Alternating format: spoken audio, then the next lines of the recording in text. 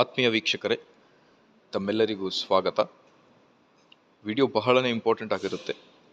ವಿಡಿಯೋನ ಸ್ಟಾರ್ಟ್ ಮಾಡೋಣ. ಅದಕ್ಕಿಂತ ಮುಂಚೆ ನೀವು ಕೊಡುವ ಒಂದೇ ಒಂದು ಲೈಕ್ ನಮಗೆ ಸಪೋರ್ಟ್ ಆಗಿರುತ್ತೆ. ದಯಮಾಡಿ ವಿಡಿಯೋನ ಲೈಕ್ ಮಾಡಿ ವೀಕ್ಷಕರೇ. ಅದರ ಜೊತೆಗೆ ನಮ್ಮ ಯೂಟ್ಯೂಬ್ ಚಾನಲನ್ನು ಕೂಡ ಸಬ್ಸ್ಕ್ರೈಬ್ ಮಾಡಿಕೊಳ್ಳಿ. 15,000 ಬೋಧಕ ಹುದ್ದೆಗಳ ಭರ್ತಿ 2026-27ನೇ ಸಾಲಿನಲ್ಲಿ ಶಾಲಾ ಕಾಲೇಜುಗಳಲ್ಲಿ ಖಾಲಿ ಇರುವ ಶಿಕ್ಷಕರ ನೇಮಕಾತಿಯನ್ನು ಭರ್ತಿ ಮಾಡಲಾಗುವುದು.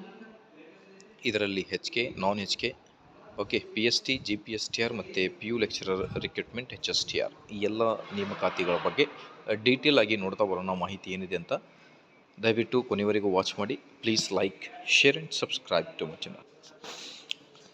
ಆತ್ಮೀಯ ವೀಕ್ಷಕರೇ, ತಮ್ಗೆ ಗೊತ್ತಿದೆ, ಶಿಕ್ಷಕರ ನೇಮಕಾತಿ ಬಹಳಷ್ಟು ಶಿಕ್ಷಕಾಕಾಂಕ್ಷಿಗಳು ನೋಟಿಫಿಕೇಷನ್ ಇವತ್ತಾಗುತ್ತೋ ನಾಳೆ ಆಗುತ್ತೋ ಅನ್ನೋದ್ರ ಬಗ್ಗೆ ಕುತೂಹಲದಿಂದ ಕಾಯ್ತಾ ಇದ್ದಾರೆ. ಬಟ್ ಇನ್ನೂ ಕೂಡ ನೋಟಿಫಿಕೇಷನ್ ಆಗಿಲ್ಲ. ಸೊ ಹಾಗಾಗಿ ಈಗ ನೋಟಿಫಿಕೇಷನ್ ಮಾರ್ಚ್ 27ರ ನಂತರ ಶುರು ಆಗಬಹುದು. ಶಿಕ್ಷಣ ಇಲಾಖೆ ಸಿದ್ಧತೆಯನ್ನು ಮಾಡಿಕೊಂಡಿದೆ ಅನ್ನೋದ್ರ ಬಗ್ಗೆಯೂ ಕೂಡ ಚರ್ಚೆಗಳು ಕೇಳಿ ಬರ್ತಾ ಇವೆ. GPT ಮತ್ತು PST ಎರಡು ಬ್ಯಾಕಪ್ ಸ್ಕೋರ್ ಕುರಿತು ಗೆಜೆಟ್ ಕೂಡ ಬಂದಿದೆ, ಫೈನಲ್ ಗೆಜೆಟ್. ಈಗ HSTR ನೇಮಕಾತಿಗೆ 90:10, 90 CET, 10ನಲ್ಲಿ 8 ಡಿಗ್ರಿ ಮತ್ತು 2% B.Ed ಈ ಥರ ಬ್ಯಾಕಪ್ ಸ್ಕೋರ್ ಇದೆ. ಸೊ ಹಾಗಾಗಿ ಈಗ ಅಧಿಸೂಚನೆಗೆ ಕ್ಷಣಗಣನೆ 27 ಮಾರ್ಚ್ ನಂತರ ಅಧಿಸೂಚನೆಗಳು ಬರಬಹುದು ಒನ್ ಬೈ ಒನ್ ಆಗಿ ಎಲ್ಲ ಇಲಾಖೆಗಳಲ್ಲಿ.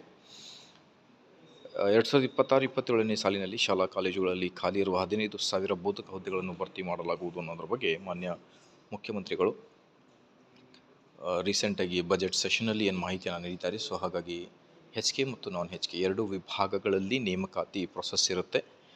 ಸೊ ದಯವಿಟ್ಟು ಎಲ್ಲ ಶಿಕ್ಷಕ ಆಕಾಂಕ್ಷಿಗಳಿಗೆ ಹೇಳೋದಷ್ಟೇ, ನೀವು ನಿಮ್ಮ ಪ್ರಿಪರೇಷನ್ ಏನಿರುತ್ತೆ ಅದು ಕಂಟಿನ್ಯೂ ಆಗಿ ಸ್ಟಾರ್ಟ್ ಮಾಡಿ. ಬಿಕಾಸ್ ನೋಟಿಫಿಕೇಷನ್ ಬಂದ ಮೇಲೆ ನಿಮ್ಮ ಹತ್ರ ಟೈಮ್ ಕಡಿಮೆ ಇರುತ್ತೆ, ನಿಯರ್ಲಿ 1.5 ಮಂತ್ ಇರುತ್ತೆ. ಸೊ ಹಾಗಾಗಿ prepared well, competition is very high.